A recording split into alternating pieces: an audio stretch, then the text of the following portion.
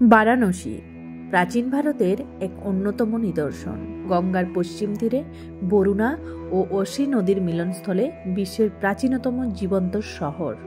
অতীতের কাশী, আজকের বারাণসী হিন্দু ধর্মের পবিত্রতার প্রতীক।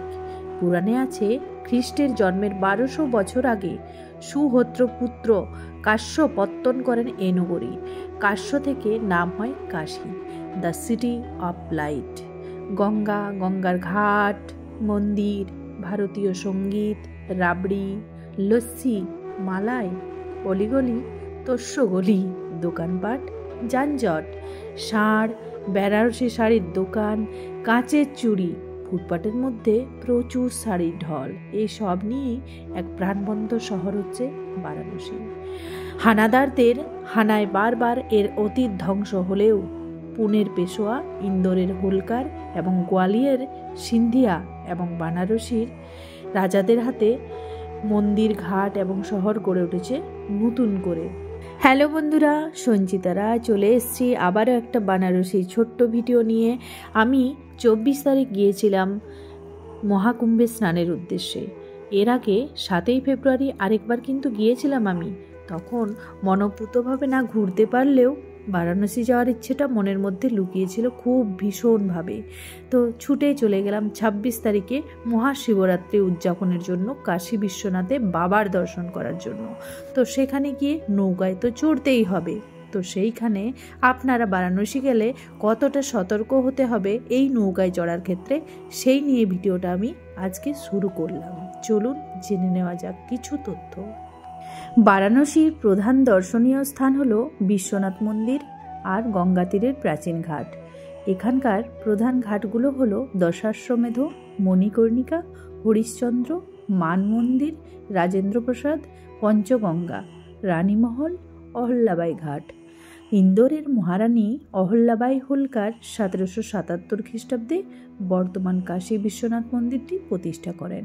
আর পাঞ্জাব কেসরি রণজিৎ সিংহ মন্দিরের শিখরগুলো সোনা দিয়ে মুড়ে দেন 1839 খ্রিস্টাব্দে। আপনি যদি কাশী বিশ্বনাথ মন্দির দেখে থাকেন, কি অপূর্ব দৃশ্য, নিশ্চয়ই একটিবার হলেও চোখ বন্ধ করে কল্পনা করবেন। বারাণসী ঘাটের হৃৎপিণ্ড হচ্ছে দশাশ্বমেধ ঘাট। আমরা কিন্তু এই ঘাটের উপরেই ছিলাম একটি হোটেলে। সবচেয়ে পুরনো এবং সবচেয়ে আকর্ষণীয় স্থান। হিন্দু ধর্মাবলম্বী মানুষদের কাছে এই ঘাট পবিত্র।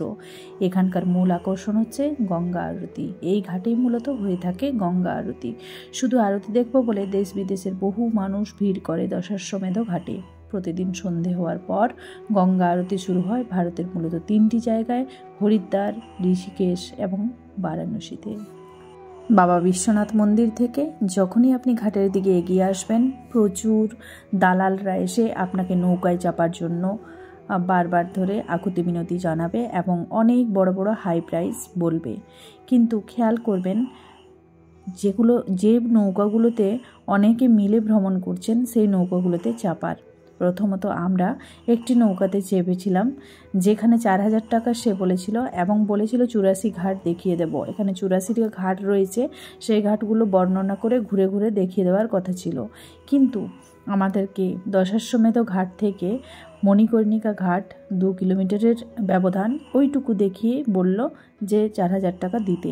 যদিও আমার ভাই ছিল বলে রক্ষা হলো। আমার ভাই অনেকবার কিন্তু এই জায়গায় ভ্রমণ করেছে, যার ফলে টাকাটা তো লাগেনি। কিন্তু পরবর্তী দিনে যখন আমরা নৌকায় চড়তে গেলাম, সেই দিন কিন্তু এই স্ক্যাম থেকে রক্ষা পেলাম। যে নৌকাগুলোতে সবাই চেপেছিল, সেইগুলোতে আমরা 200 টাকা করে পার হেড দিয়ে চাপলাম এবং সেই নৌকা থেকেই ঘাটের যে গঙ্গা আরতি সেটা দেখতে পেলাম এবং 84 ঘাটও দেখা হলো।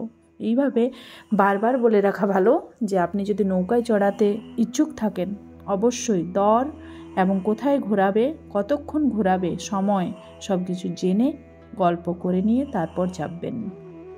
নৌকোতে তো আপনি প্রতারিত হতেই পারেন। এছাড়াও আপনি ছোট্ট ছোট্ট করে বলে দিচ্ছি যে জিনিসগুলোতে আপনি ঠকতে পারেন, সেগুলো একটু খেয়াল করে বারাণসী আপনি নিঃসন্দেহে ঘুরতে পারবেন। যেমন রিস্কো এবং taxi scam, hotel booking scam, তারপর ফেক গাইড স্ক্যাম, তারপর মণিকর্ণিকা হরিশ্চন্দ্র ঘাট স্ক্যাম। মণিকর্ণিকা হচ্ছে মূলত একটি শ্মশান, যেখানে নিয়ে অনেক বড় ইতিহাস। যাই হোক, সে না হয় পরের ভিডিওতে আপনাদের সাথে শেয়ার করব। তো এই দুটো ঘাটে একটুখানি সাবধানতা অবলম্বন করবেন। Silk shop scam. আপনি শাড়ির দোকানে বেনারস চলে এসেছেন বলে এটা ভুল করবেন না যে আপনি কম দামে শাড়ি কিনতে পারবেন। একটু সতর্কভাবে কেনাকাটা করবেন।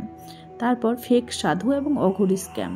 প্রচুর লাখ লাখ কোটি কোটি মানুষের আসা যাওয়া, তাই এখানে প্রচুর অঘরী এবং সাধুরা ফেক রয়েছে। একটু দেখে চলাফেরা করবেন। এছাড়া বোট রাইডের কথা তো বললামই। সিম্প্যাথি দেখাবে প্রচুর মানুষ, ভুলেও তার ফাঁদে পা ফেলবেন না। সারা বছর কেমন ভিড় থাকে সেটা আমার জানা নেই, কিন্তু আমি গিয়েছিলাম মহাশিবরাত্রি উপলক্ষে। সেই সময় পুরো শহর জুড়ে যেন শুধু মানুষের মাথায় দেখতে পাচ্ছিলাম, আর লাইট, এছাড়া কিছুই দেখতে পাইনি। 2 দিন ধরে সেখানে কাটানোর পর অনেক কিছু দেখেছি, শিখেছি, বুঝেছি এবং আরও যাওয়ার ইচ্ছা প্রকাশ করে এসেছি বাবা বিশ্বনাথ মন্দিরের কাছে। ভালো থাকবেন সবাই। ছোট্ট ছোট্ট ভিডিও আমি শেয়ার করতে থাকবো। এই ভিডিও কেমন লাগলো? ভালো লাগলে শেয়ার করবেন বন্ধু বান্ধবদের সাথে। ততক্ষণের জন্য টাটা।